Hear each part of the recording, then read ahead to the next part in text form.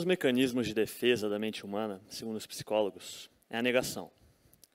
Negação é basicamente um estado em que a mente entra onde a gente se fecha e ignora a realidade. Às vezes não liga para alguma evidência ou tenta esconder algum desejo, porque no fundo aquilo nos assusta. Hoje em dia, parece que o mundo inteiro entrou num estado semelhante ao da negação. Eu estou me referindo aqui à pós-verdade, que segundo o especialista Lee McIntyre, é o fenômeno em que uma pessoa se preocupa menos com fatos e provas do que com opiniões e sentimentos na hora de formar suas crenças pessoais.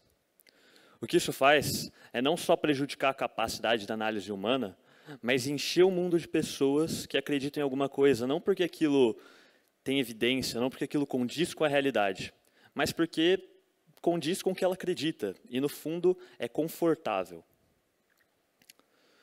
Mas o que a gente tem que entender é que, hoje em dia, todos nós estamos dentro de uma era da pós-verdade.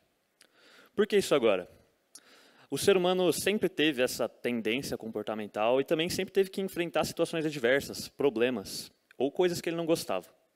O problema é que agora, muito se diz que por causa do avanço da tecnologia, da internet, das redes sociais e principalmente dos algoritmos, esse fenômeno acaba sendo potencializado. Primeiro, porque é muito mais fácil eu encontrar e conectar com pessoas que pensam igual a mim, e assim, reforçando o meu ponto de vista. Mas também, muito por causa dos algoritmos e das redes sociais, que acabam atuando em cima do chamado viés de confirmação, eu sempre acabo recebendo informações que apoiam a maneira como eu penso, nunca mostrando talvez aquele outro lado que me faria repensar. Pensa assim, se o objetivo de uma rede social é te manter o maior tempo possível preso à tela do celular, o jeito de se fazer isso é mostrando conteúdo que vai te deixar feliz, engajado e com vontade de ver mais. Como o nosso cérebro naturalmente reage melhor àquelas evidências que reforçam o jeito que a gente pensa, isso por causa do viés de confirmação, as informações que vão aparecer no seu celular vão ser sempre reforçando aquele lado que você já acredita. Como eu disse, nunca mostrando o outro lado da moeda. É aí que grupos inteiros de pessoas são levados a acreditar em coisas absurdas, como teorias da conspiração e muita fake news. É que, desde que você receba a informação positiva e se proteja da informação negativa, tudo isso, é claro, sendo realizado pela internet, a gente sempre vai querer se manter nessa zona de segurança. Principalmente quando a gente está dentro dela junto com várias outras pessoas. Essa informação que a gente recebe como positiva, para o lado que a gente acredita, pode tanto ser verdadeira quanto não verdadeira. Aqui é a emoção e o sentimento individual se sobrepondo à razão e à lógica. É o conhecimento humano retornando aos ideais pré-iluministas. Então, em conclusão, a gente pode dizer sim que as redes sociais elas são construídas para fortalecer esse fenômeno. Porque talvez não que propositalmente, mas elas atuam em cima do viés de confirmação. Mas o que falta aqui mesmo é que a gente não tem como parar simplesmente de usar a internet, parar de usar redes sociais, entre outros. O que falta mesmo é disciplina sobre como a gente consome essa informação. A gente não percebe, mas o salto foi muito alto. De, em 20 anos atrás, se informar cada dia de manhã através de um jornal, e hoje, a cada 5 minutos, receber uma informação nova através de um grupo de mensagem. A gente ainda não aprendeu como conviver com essa informação e com tanta informação. Primeiro, a gente tem que entender que a gente não é dono da verdade e também que existem sempre múltiplas perspectivas para vários problemas. O que você está recebendo é uma informação filtrada e muito provavelmente só um lado de centenas de outros. Mas o que mais impressiona mesmo é a relação aparentemente paradoxal que existe entre a quantidade de informação e a quantidade de desinformação. Mas é aí que a gente pode traçar um paralelo com a chamada infodemia. Infodemia é um fenômeno reconhecido pela OMS e que basicamente descreve quando existe um aumento exponencial da quantidade de informações de um determinado tópico na internet. Isso pode acontecer por alguma razão externa à internet ou alguma coisa que aconteceu lá dentro. O problema é que esse aumento exponencial, muito semelhante a de um vírus, traz junto deles muita fake news e muita desinformação. Muita dessa desinformação que você vai estar recebendo como positiva para o lado que você acredita. Essa imagem que eu trouxe aqui, ela é uma réplica de uma imagem que está, uma reprodução de uma imagem que está no site da OMS. E ela não é nenhuma cadeia de transmissão de coronavírus ou de qualquer outra doença infecciosa. Ela é a transmissão de fake news e desinformação. Ela é passada de pessoa em pessoa. Essa informação que cresceu como um vírus também é transmitida como um vírus.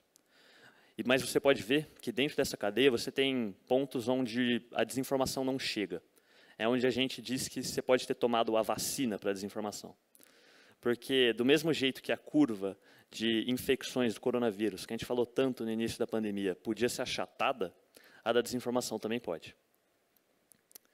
A OMS, recomenda 7 vacinas que a gente pode tomar a fim de se proteger de tudo isso. Primeiro, acessar a fonte. De onde que veio aquela imagem que eu recebi? Quem é que está por trás daquela notícia? Muito importante, ela é mais do que só o título. Aquelas chamadas, elas foram feitas para chamar a sua atenção. Você só vai conseguir saber sobre o que se trata a notícia depois que você lê ela inteira. E aí que você pode mandar ela para as outras pessoas. Muito importante também, 3 coisas. Identificar o autor, verificar a data e a evidência suporte. O autor, ele é minimamente qualificado para falar sobre aquele tema? E a data? Ela está atualizada? Ou uma notícia de 2, 3 meses ou anos atrás? E as afirmações que são feitas através do texto? Elas são, pelo menos, baseadas em alguma evidência? Ela é justificada com fatos?